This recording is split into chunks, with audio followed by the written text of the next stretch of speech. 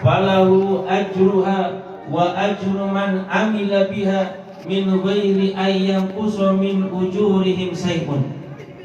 Wa man sanna fil Islam sunnatan sayyi'atan fa alaihi wizruha wa wizru man amila biha min ghairi ayyanqusa min auzarihim syai'un au kama qala Rasulullah sallallahu alaihi wasallam.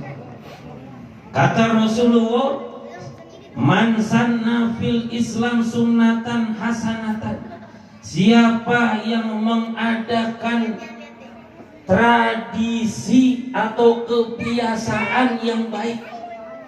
Kalimat sanna sunnatan di sini bukan sunnah Rasul, bukan. Karena di belakangnya ada sunnatan sayyi'ah. Kalau yang namanya sunnah Rasul udah pasti hasanah, baik. Tapi makna dalam hadis di sini sanna di sini adalah tradisi atau kebiasaan. Makanya menggunakan kalimat sunnatan, pakai ma'rifah.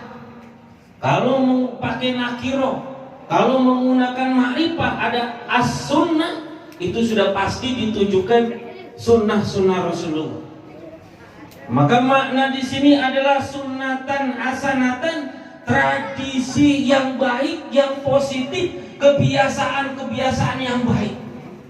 Maka orang yang mengadakan tradisi yang baik seperti ini, baginya pahala dan pahala orang yang hadir pada acara ini.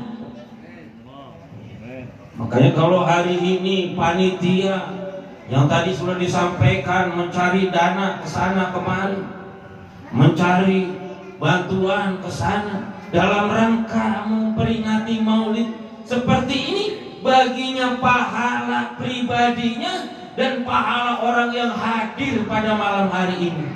Amin. Amin ya Allah.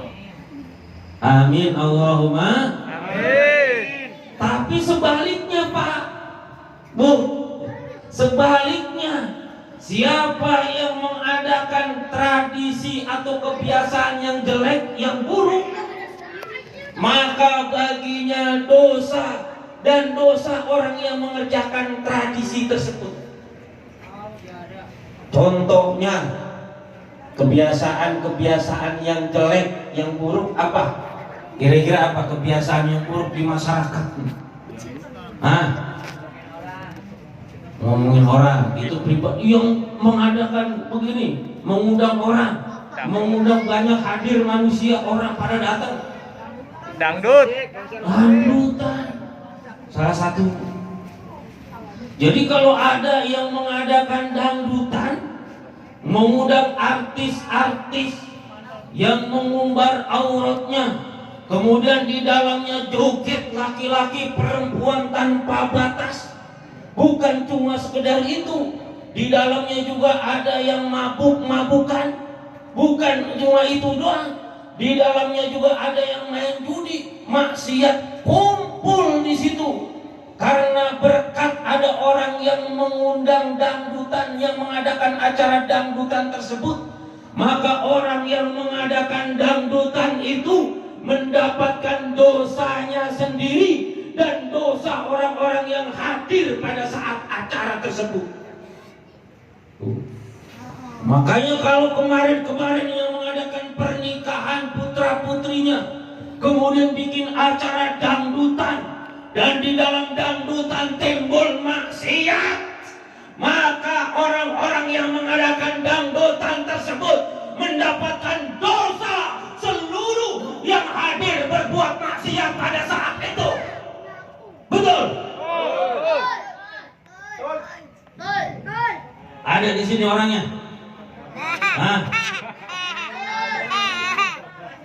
Sono belok lagi mari. Kalau yang kemarin barangkali pernah mengadakan begitu, hari ini sudah tahu, tobat, bertobatlah. Jangan sampai kita berbuat dosa tidak merasa itu perbuatan dosa. Nauzubillah. Betul?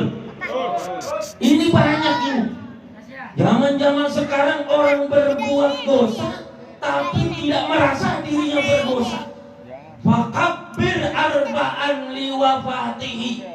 Kalau ada orang yang berbuat dosa, dia tidak merasa dirinya berdosa, maka berarti hatinya telah mati, maka bertakbirlah untuk kematiannya. Takbir. Hati-hati. Anak-anak muda, remaja-remaja, semuanya yang mendengarkan pada saat hari ini, malam ini, ketika kalian buka handphone, kemudian di dalam handphone itu banyak film-film porno, itu adalah dosa. Kalau kalian ketika melihat film porno tidak merasa bahwa itu adalah dosa, kemudian kalian tidak mau bertobat, berarti kalian telah mati sebelum waktunya. Takbir. Allahu Akbar. Cukup. Terus. Baru 5 menit. Semua. Jadi ayo ini sekarang jangan dicampur aduk antara yang hak dengan yang batil. Wala talbisul haqqa bil batil. Jangan dicampur aduk yang hak dengan yang batil. Jadi kalau mau yang ke kanan, kalau mau ke kiri, jangan dicampur aduk. Kalau es campur gado-gado, dicampur enak, betul? Tapi kalau kebenaran dengan kebatilan tidak bisa dicampur aduk. Lah sekarang dari yang dibilang kiai, dari yang dibilang ustadz sampai ke bawah, masya Allah. Bagaimana kita bisa melihat ada orang yang katanya kiai barangkali atau ustadz barangkali, dia bisa berhusnudzon, dia bisa berbuat baik kepada pelacur-pelacur, dia bisa merangkul pelacur-pelacur untuk bertobat. Tapi kenapa kepada saudara-saudaranya sendiri yang jelas-jelas sholat, kepada saudara-saudaranya sendiri yang jelas-jelas hadir ke majelis taklim, dia menghina bahkan menyinyir? Ini ada apa? Betul? Dipakai otaknya. Betul? Kita memang diajarkan tidak boleh menghina siapapun. Siapapun kita tidak boleh hina, karena kita tidak tahu ke depan seperti apa.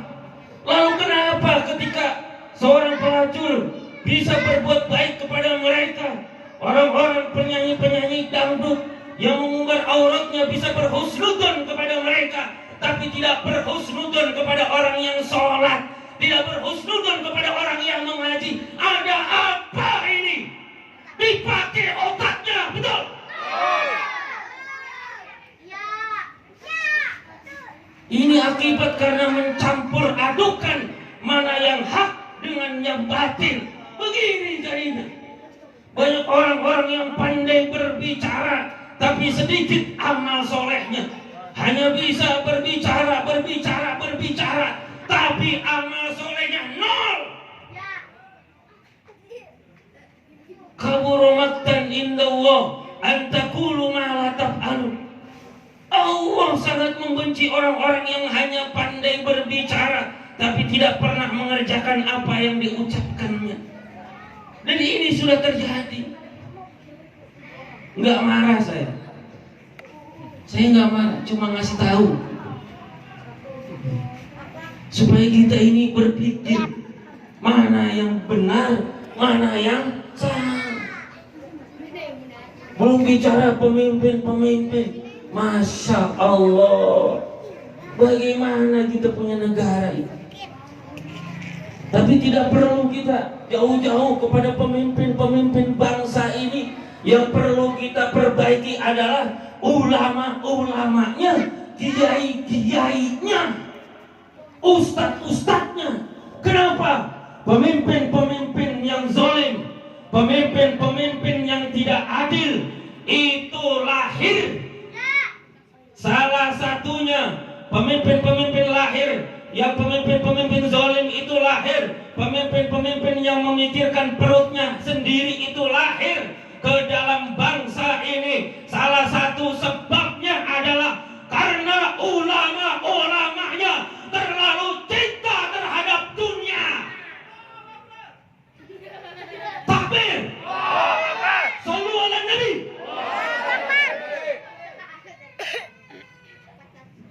Karena ulama-ulamanya mencampur adukan mana yang hak dan mana yang batil. Padahal tidak bisa dicampur aduk. Yang hak adalah hak, yang benar adalah benar, yang salah adalah salah. Betul? Jangan setengah-setengah berpegang teguh kepada Al-Quran. Maka alhamdulillah pada malam hari ini kita sama-sama memperingati maulidnya kelahiran baginda Nabi Muhammad SAW. Ini adalah bentuk sebagai rasa syukur kita kepada Allah. Berarti malam hari ini siapapun yang mengadakan peringatan maulid adalah salah satu wujud, salah satu bentuk bersyukur kepada Allah Subhanahu wa Ta'ala. Betul? Kenapa? Karena Allah sendiri mengatakan di dalam Al-Quranul Karim, "Qul bi fadlillah wa bi rahmatih wa bidzalika falyafrahu." Katakanlah dengan rahmatnya Allah, dengan karunia-Nya Allah, wa bidzalika falyafrahu, maka dengan demikian itu kalian bergembira, bersyukurlah kepada Allah Subhanahu wa Ta'ala. Ahli-ahli tafsir mengatakan bahwa tidak ada karunia yang lebih besar, tidak ada rahmat Allah yang lebih besar dibandingkan dengan kelahirannya baginda Nabi Muhammad sallallahu alaihi wasallam. Maka kelahirannya Rasulullah dan diutusnya Nabi Muhammad ke dunia ini adalah nikmat yang terbesar dari Allah Subhanahu wa Ta'ala bagi kita. Kita wajib bersyukur atas nikmat yang terbesar ini. Takbir. Allahu Akbar. Sallu ala Nabi. Ini sebagai tanda bahwa kita bersyukur kepada Allah Subhanahu wa Ta'ala. Al-yawma akmaltu lakum dinakum wa atmamtu alaikum ni'mati wa raditu lakumul Islam madinah. Hari ini aku sempurnakan agama kalian dan aku sempurnakan nikmat atas kalian. Para ulama mengatakan nikmat yang terbesar, tidak ada nikmat yang terbesar dibandingkan dengan kelahiran baginda Nabi Muhammad SAW. Dan ini wajib kita bersyukur kepada Allah Subhanahu wa Ta'ala. Kalau ibu-ibu misalnya tiba-tiba bapaknya, suaminya pulang bawa motor baru, bawa kendaraan baru, kira-kira bersyukur apa tidak? Bersyukur apa tidak? Kalau tiba-tiba bapak-bapak, remaja-remaja yang belum nikah, tiba-tiba ada perempuan atau ada gadis yang mau menikah, kira-kira bersyukur apa tidak? Yang diberikan keturunan, yang diberikan anak-anak yang soleh oleh Allah, taat kepada Allah, taat kepada Rasulullah, wajib bersyukur apa tidak? Kalau tiba-tiba bapak-bapak ada yang salaman sama bapak, ngasih duit 10 juta, kira-kira bersyukur apa tidak? Mau. Bersyukur apa enggak? Ini mah kalau ya kan? Mau. Kalau nikmat uang Allah berikan kepada kita, kita wajib bersyukur. Kalau nikmat keturunan Allah berikan kepada kita, kita wajib bersyukur. Nikmat apapun yang Allah berikan, kita wajib bersyukur kepada Allah. Apalagi ini nikmat lahirnya baginda Nabi Muhammad SAW, nikmat diutusnya Rasulullah adalah nikmat yang terbesar yang Allah berikan kepada kita. Maka wahai umat Islam, ayo sama-sama kita bersyukur kepada Allah Subhanahu wa Ta'ala dengan peringatan maulidnya Nabi Muhammad SAW. Sallu ala Nabi. Makanya kalau hari ini masih ada orang yang tidak suka dengan peringatan-peringatan seperti ini, masih ada saudara-saudara kita yang masih menganggap peringatan maulid seperti ini, tabligh seperti ini, pengajian seperti ini dianggap sesat, dianggap tidak benar. Ini ngajinya, ngopinya kurang jauh, ngopinya betul. Jadi kalau ada orang masih peringatan maulid itu apa? Nggak ada di zaman Rasulullah, nggak ada di zaman sahabat. Ada yang begitu? Ada yang punya pendapat begitu? Kalau masih ada orang-orang begitu, ngopinya kurang jauh.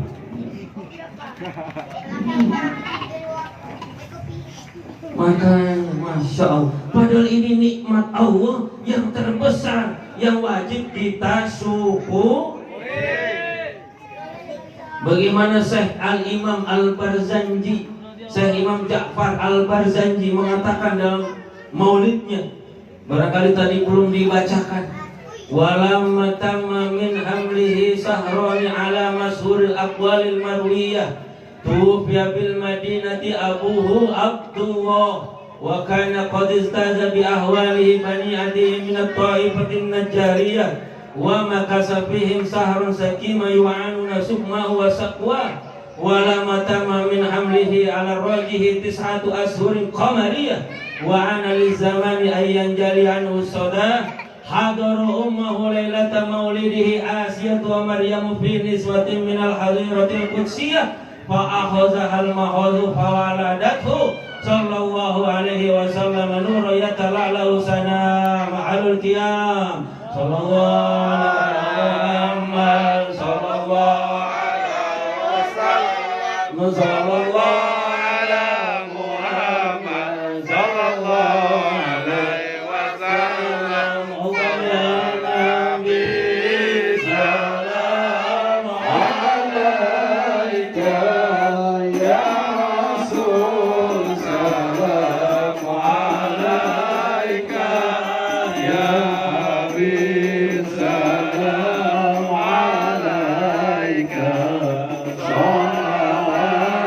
Salawatu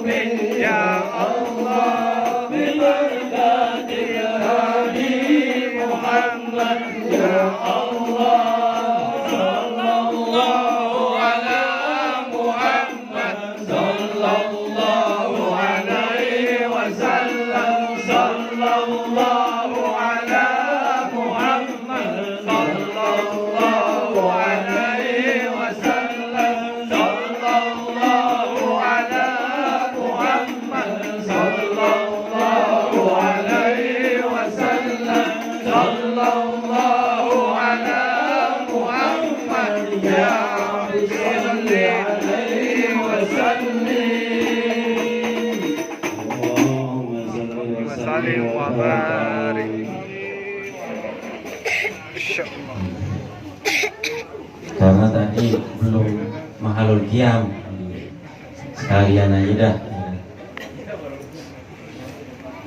Alhamdulillah. Tadi sampai mana tadi ceramahnya? Hah? Kelahiran baginda yang wajib kita syukur. Kenapa? Karena ketika detik-detik Rasulullah akan dilahirkan, tadi di Barzanji dikatakan hadara ummayahu lailata maulidihi Asiyatu wa Maryam, hadir datang ketika Rasulullah akan dilahirkan di samping ibunda Rasulullah Asiyah, Siti Asiyah, yang kedua Maryam, ibunda Siti Maryam. Siapa Siti Asiyah? Siti Asia siapa? Hah? Masa nggak ada yang tahu ini? Asia, tukang sisirnya Fir'aun. Betul. Waduh. Kasih hadiah panitia ya kan. Kopi ya kan. Kopi tadi tuh, kopi kotak ya kan. Kasih sepeda. Ya jangan tanya saya. Jadi Asia itu adalah tukang sisirnya Fir'aun. Tapi walaupun beliau menjadi tukang sisirnya putrinya Fir'aun, beliau tetap istiqomah mengikuti ajaran Nabi Musa alaihissalam, mengatakan Allah adalah Tuhan, Nabi Musa adalah Rasul. Sampai beliau dan keluarganya harus direbus hidup-hidup, beliau tetap mengatakan Allah Tuhan saya. Itu Ibunda Siti Asia. Lalu yang kedua, Ibunda Siti Maryam pun hadir pada saat kelahiran baginda Nabi. Siapa Siti Maryam? Siti Maryam siapa? Hah? Tukang jamu, Iem. Kalau tukang jamu namanya Iem, Pak. Ya. Ibunda daripada Nabi Isa alaihissalam itu hadir. Kira-kira percaya nggak kalau mereka berdua hadir ketika Rasulullah datang? Kira-kira masuk logika percaya atau tidak? Harus percaya. Karena yang namanya Nabi Isa pernah ketemu Nabi Isa belum? Masih hidup atau sudah mati? Masih hidup. Karena dianggap nggak ada kuburannya, kemudian dianggap masih hidup. Buat Allah, ketika cerita Nabi Ibrahim alaihissalam, Nabi Ibrahim pernah diperintahkan Allah untuk menyembelih burung, seekor burung, kemudian dibelah jadi 4, ditaruh 4 bagian itu di bukit-bukit yang berbeda. Kemudian burung tersebut dipanggil oleh Nabi Ibrahim. Bisa apa tidak? Bisa apa tidak? Menghidupkan burung saja Allah bisa membuktikan kepada Nabi Ibrahim. Apalagi timbang Siti Maryam atau Siti Asia datang ke bumi. Betul? Maka ketika beliau manusia, 2 wanita suci ini hadir, datang di samping Ibunda Siti Aminah ketika Rasulullah akan dilahirkan, fawaladat Rasulullah alaihi wasallam nura yatalala usana, maka lahir manusia yang mulia, lahir manusia yang terbaik, Nabi Muhammad sallallahu alaihi wasallam. Cahayanya di atas cahaya, terangnya berderang menyinari alam semesta jagat raya ini. Maka lahirlah baginda Nabi. Pada saat itu patung-patung berhala yang disembah oleh orang-orang kafir pada saat itu bergetar dan hancur serta rubuh. Api majusi yang ribuan tahun tidak pernah padam, begitu Rasulullah lahir, tiba-tiba api itu padam karena kelahiran manusia yang mulia. Betul? Burung-burung semuanya ikut bernyanyi, bertasbih kepada Allah. Angin bertiup sepoi-sepoi, semuanya ikut bergembira. Para malaikat pun turun ke langit pertama, berharap bisa melihat lahirnya manusia yang mulia, Imamul Anbiya warul Salim, pemimpin para nabi dan rasul, yaitu Sayyidil Mursalin, yaitu baginda Nabi Muhammad sallallahu alaihi wasallam. Sallu ala Nabi. Itu kelahiran Rasulullah istimewa begitu. Kalau Bapak dulu lahir ketika itu tandanya apa, Pak? Hah? Kalau orang dulu kan kambing. Kalau orang dulu lahir biasanya tandanya, oh ini pohon gede ini dulu rubuh, gitu. Oh dulu ketika kamu lahir itu bom meledak di Cilandak, gitu. Tuh ada yang tandanya begitu, betul? Rasulullah manusia yang istimewa. Kita patut bersyukur dan kita harus yakin betul bahwa beliau imamul anbiya wal mursalin, pemimpin para nabi, pemimpin para rasul, khairul anam, sebaik-baik manusia. Bahkan kalau kita tahu mukjizatnya, mukjizat barangkali yang kita sering dengar mukjizat Nabi Muhammad bisa membelah bulan, betul? Mukjizatnya banyak, tapi sedikit yang tahu. Kalau mukjizatnya Nabi Ibrahim alaihissalam yang kita kenal apa mukjizatnya? Nabi Ibrahim Dibakar. tidak mempan, dibakar, betul? Api. Mukjizatnya Nabi Sulaiman apa? Bisa berbicara sama hewan. Bisa berbicara sama hewan. Terus ada lagi? Namanya Bisa nyuruh angin, betul? Angin, nyuruh angin bawa kemana saja, siapa saja yang disuruh oleh beliau, angin nurut sama Nabi Sulaiman. Bisa ngobrol sama jin. Mukjizatnya Nabi Musa. Nabi Musa mukjizatnya apa? Lautan. Bisa membelah lautan air. Apalagi yang keren-keren, yang hebat-hebat, mukjizat-mukjizat para nabi. Nah, api masih bisa dipegang, air masih bisa dipegang, betul? Angin masih bisa dirasakan, betul? Maka kita harus yakin betul bahwa baginda Nabi Muhammad itu paling hebatnya manusia. Makanya beliau disebut dengan khairun nas, khairul anam, imamul anbiya wal mursalin. Beliau pemimpin para nabi dan rasul, betul? Kalau tadi yang sudah disebut, misalnya Nabi Sulaiman bisa menyuruh angin. Kalau yang tadi sudah disebut Nabi Ibrahim bisa api, bisa menjadi dingin. Kalau tadi Nabi Musa bisa membelah air. Lalu yang perlu kita ketahui umatnya Rasulullah, umatnya Nabi Muhammad, bahwa Nabi Muhammad lebih hebat dari para nabi-nabi yang tadi tersebut. Kenapa? Karena Nabi Muhammad Rasulullah bisa menaiki cahaya. Masya Allah. Buruk ketika Rasulullah akan Isra dan Mi'raj, beliau naik hewan yang bernama buruk. Buruk diciptakan dari cahaya. Rasulullah mampu menaiki cahaya. Takbir.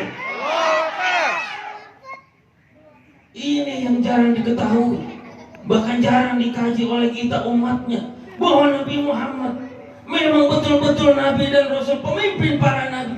Makanya kita bersyukur menjadi umatnya Nabi Muhammad Sallallahu Alaihi Wasallam. Pada malam hari ini kita termasuk yang bersyukur.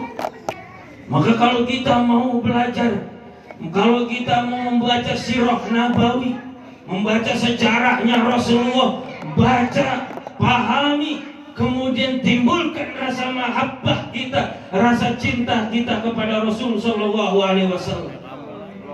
Kenapa? Karena orang yang mencintai Rasulullah berarti dia mencintai Allah. Orang yang taat kepada Rasulullah berarti dia taat kepada Allah. Orang yang berani menentang Rasulullah berarti dia berani menentang Allah. Orang yang durhaka kepada Rasulullah berarti dia durhaka kepada Allah. Betul? Rasulullah hari ini sudah selesai tugas beliau. Kemudian dilanjutkan tugas-tugasnya Rasulullah oleh siapa? Oleh siapa? Ulama. Al-ulama warasatul anbiya. Tugas-tugas Rasulullah dilanjutkan oleh para ulama-ulama. Betul? Jadi ulama-ulama baik dari ajam maupun dari para habaib, mereka adalah ulama-ulama yang melanjutkan dari perjuangan Rasulullah Sallallahu Alaihi Wasallam, melanjutkan dakwahnya Rasulullah Sallallahu Alaihi Wasallam. Maka kalau ada ada umat Islam yang berani menghina ulama, kalau ada umat Islam yang berani menghina habaib, berarti dia telah menghina Rasulullah, berarti dia telah menghina melawan Allah Subhanahu wa Ta'ala. Betul?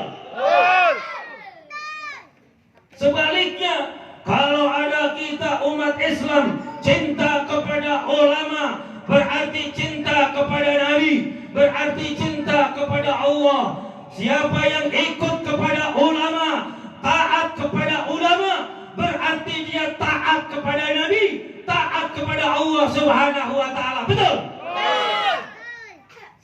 Maka jangan umat Islam diadu domba seperti ini. Satu ulama dipuji, kemudian satu ulama diinjak. Nauzubillah, summa nauzubillah. Jangan seperti ini.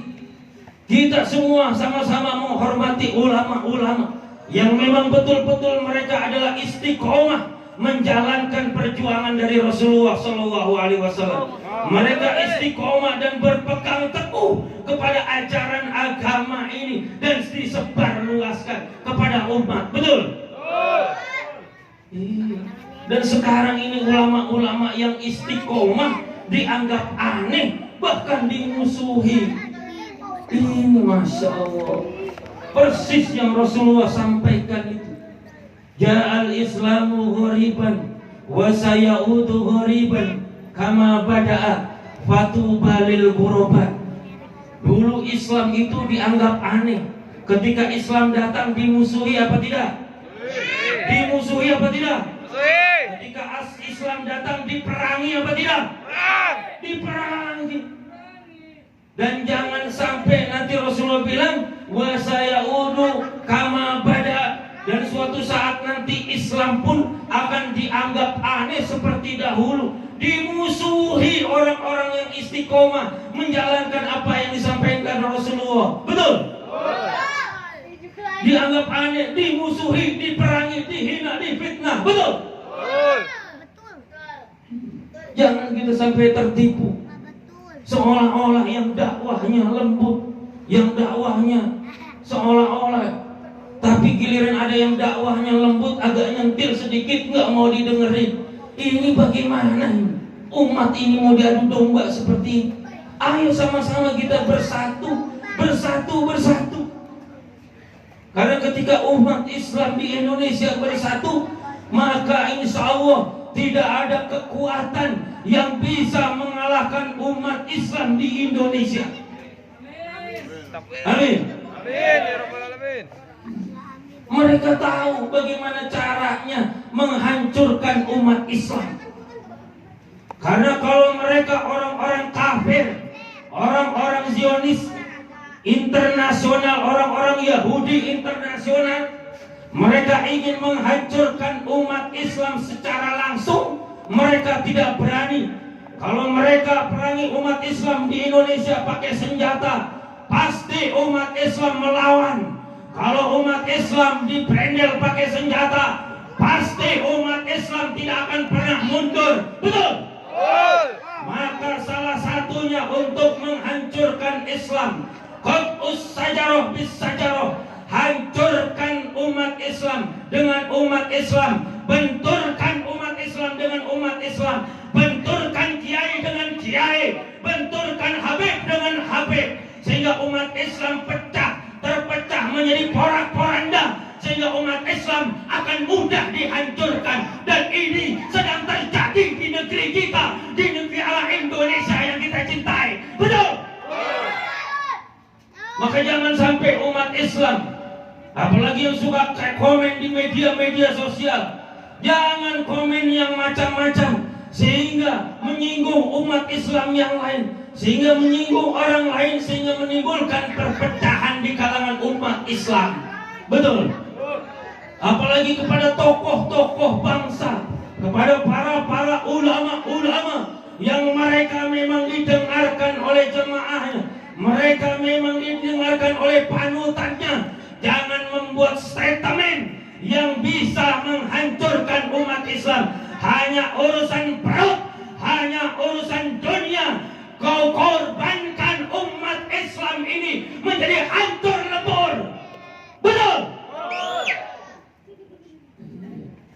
nggak marah saya, ngasih tahu. Jangan sampai umat Islam ini diadu domba seperti ini, sehingga umat Islam hanya cuma beda benderanya, hanya beda warnanya, kemudian diadu domba ini. Masya Allah. Lebih-lebih sekarang ini dengan trik mereka adalah ibadul Islam an Islamiha. Itu salah satu orang-orang kafir menghancurkan umat Islam, yaitu dengan menjauhkan umat Islam dari ajaran Islamnya. Betul? Ini apa ini? Insya Allah masih kuat ya kan, berdiri insya Allah. Insya Allah. Sunnahnya kalau sholat yang afdolnya berdiri apa duduk? Sholat ibadah apa bukan? Ini ngasih moizo ibadah apa bukan? Insya Allah selama masih kuat berdiri. Amin. Amin. Jadi begitu. Jangan ini. Sekarang ini kita dijauhkan umat Islam dari ajaran Islam. Orang pakai gamis dianggap aneh. Orang pakai jubah seperti ini dianggap ke Arab-Araban. Ada yang begitu? Siapa orangnya?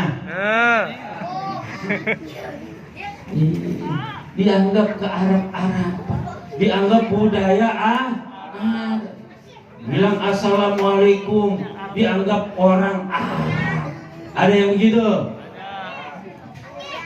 Jadi kita ini harus tahu sebetulnya mana yang budaya Arab, mana yang ajaran Islam. Betul? Betul. Harus dibedakan. Rasulullah Shallallahu Alaihi Wasallam diutus di tengah-tengah bangsa Arab pada saat itu adalah salah satunya untuk menghapus budaya-budaya, tradisi-tradisi Arab yang tidak sesuai dengan Islam. Betul? Betul. Lalu budaya Arab yang mana? Rasulullah pakai jubah, pakai gamis atau tidak? Maka ketika itu dikerjakan oleh Rasulullah, itu bukan lagi budaya Arab, tapi itu ajaran dari Rasulullah Shallallahu Alaihi Wasallam. Laqad kana lakum fi Rasulillahi uswatun hasanah. Apa artinya tuh? Hah? Telah ada pada diri Rasulullah suri toladan yang baik. Fi Rasulillah, fi di situ ahli tafsir mengatakan fi maknanya lil isti'ab, untuk keseluruhan. Jadi apa yang ada pada diri Rasulullah itu uswatun hasanah, adalah suri toladan yang baik buat kalian. Betul? Kalau ngaji jangan tanggung-tanggung. Makanya ini banyak dibilang itu Arab, jangan ke Arab-Araban. Masya Allah. Sekali lagi saya tegaskan bahwa Rasulullah Nabi Muhammad SAW diutus di tengah-tengah bangsa Arab pada saat itu, salah satunya untuk menghapus budaya-budaya Arab yang tidak sesuai dengan ajaran Islam. Takbir! Allahu Akbar! Jadi jangan salah, jangan mau dibodoh-bodohi umat Islam dengan mengatakan itu budaya Arab, budaya Arab. Otaknya di mana?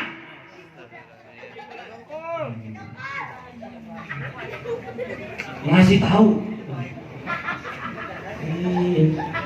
Jangan kita yang kemudian malu. Yang perempuan pakai jilbab, nutup auratnya, itu ajaran Islam.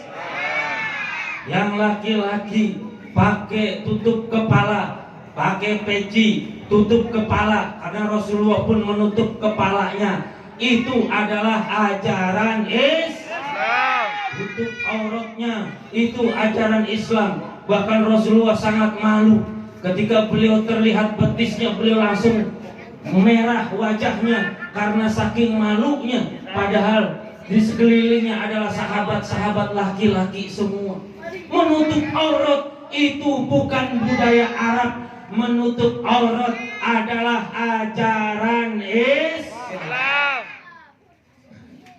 Jangan kita malu lagi dengan budaya Islam, dengan pakaian-pakaian Islam yang memang itu diajarkan oleh Rasulullah SAW.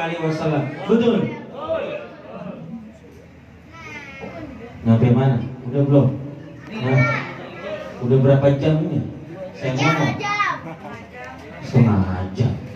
Nggak kelar-kelar ini. 5 jam lagi.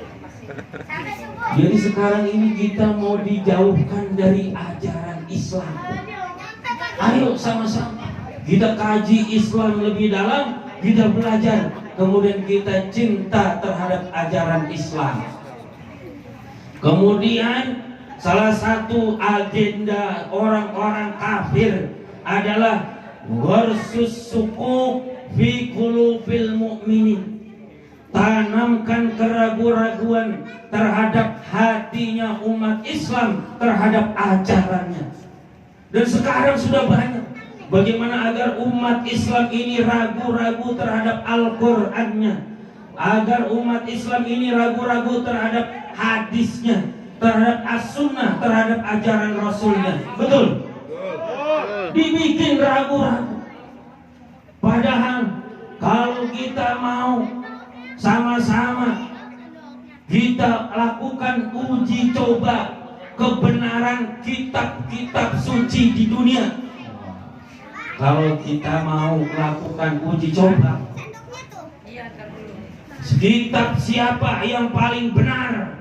Kitab siapa yang benar? Apakah Al-Quran? Apakah Injil? Apakah Weda? Apakah Tripitaka? Apakah Taurat? Apakah kitab-kitab itu yang paling benar ataukah Al-Quran? Kalau kita mau uji coba, ayo umat Islam dicoba. Betul? Kalau kita mau uji coba kebenaran, sama-sama seluruh kitab-kitab suci di dunia ini kumpulkan jadi satu. Kumpulkan seluruh kitab-kitab suci yang mereka anut, termasuk Al-Quran. Kumpulkan jadi satu. Semua file-file di flash di komputer, semua kumpulkan jadi satu. Setelah itu dikumpulkan, bakar rame-rame seluruh kitab suci di dunia ini. Maka kalau sudah terbakar seluruh kitab suci di dunia ini, kemudian rame-rame cetak kembali kitab sucinya masing-masing, maka saya yakin kitab suci Al-Quran yang pertama kali akan tercetak di dunia ini. Betul? Karena ribuan bahkan jutaan umat Islam yang bisa menghafal Al-Quran dengan baik dan benar, dengan panjang pendeknya, hafal persis dengan Al-Quran yang dibawa oleh baginda Nabi Muhammad SAW. Maka dari situ saja sebetulnya kita sudah semakin yakin bahwa Al-Quran dalikal kitab la raiba fihi hudal lil muttaqin, bahwa Al-Quran tidak ada keraguan-raguan, petunjuk bagi orang-orang yang bertakwa. Betul? Ini bocah semangat banget, paham nggak ini? Hah? Takbir paling kencang. Slow. Mudah-mudahan jadi generasi-generasi Amin. yang berjuang di jalan Allah. Amin. Yang menjadi generasi bersama nanti Imam Mahdi. Amin. Bersama Nabi Isa alaihissalam. Amin. Karena ini kita sudah berada di akhir zaman. Di akhir zaman Dajjal sebentar lagi keluar. Kalau umurnya umat Islam kata Rasulullah itu 1500 tahun. Hari ini kita berada di angka 1442. Untuk sampai ke 1500 berarti berapa tahun lagi? 8. Hah? 58 lagi. 58 tahun kurang lebih. Berarti nanti detik-detik Dajjal akan muncul. Bisa jadi nih anak-anak kita, cucu kita nanti mereka yang bertemu dengan Dajjal. Jangan sampai mereka salah pilih antara Dajjal dengan Imam Mahdi. Kalau kata Rasulullah, nanti kalian berbaiatlah kepada cucuku, keturunanku yang disebut dengan Imam Mahdi. Namanya sama dengan Rasulullah, Muhammad ibnu Abdillah juga, tapi namanya Imam Mahdi. Berbaiatlah bersama kepada Imam Mahdi walaupun kalian harus merangkak. Masya Allah, berarti begitu berat tantangan anak-anak kita, cucu-cucu kita ke depan. Bagaimana Dajjal ketika ada orang ingin emas, tutup gelas bisa jadi emas. Masya Allah. Bagaimana orang ketika ingin kendaraan langsung dikabul oleh Dajjal. Maka banyak nanti yang menganggap Dajjal itu adalah Tuhan. Ini bahaya. Makanya kita orang tua, ini generasi muda yang belum nikah. Udah nikah ada yang belum? Kalau ada yang belum nikah, jangan sampai salah pilih jodoh, betul? Yang perempuan ada yang belum nikah? Hah? Masih ada nggak? Satu lagi. Enggak. Yang belum nikah, mudah-mudahan dapat jodoh yang soleh dan soleha. Jangan sampai salah milih jodoh. Apalagi cuma kriterianya duit, jangan sampai. Matre, betul tuh. Tahu aja. Jangan sampai matre, salah pilih jodoh. Kalau ada calon laki-laki melamar gadis, anak bapak, anak ibu, yang satunya bawa motor, yang satunya bawa mobil, kira-kira yang dipilih yang mana? Hah? Yang bawa motor dia nyantri 10 tahun, kitab kuningnya hafal, Qurannya hafal, tapi di bawa motor. Yang bawa mobil baca Quran tidak bisa, apalagi menerjemahkan Al-Quran. Kira-kira pilih yang bawa motor apa bawa mobil? Hah? Bawa motor bawa mobil?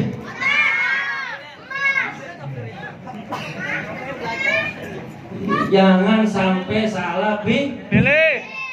Walaupun bawa kendaraan roda 2, tapi kalau ilmu agamanya mantap, kitab-kitab kuningnya mantap, pengetahuan tentang Quran dan hadisnya luar biasa, dibandingkan bawa roda 4 tapi tidak mengerti agama, maka pilih yang bawa.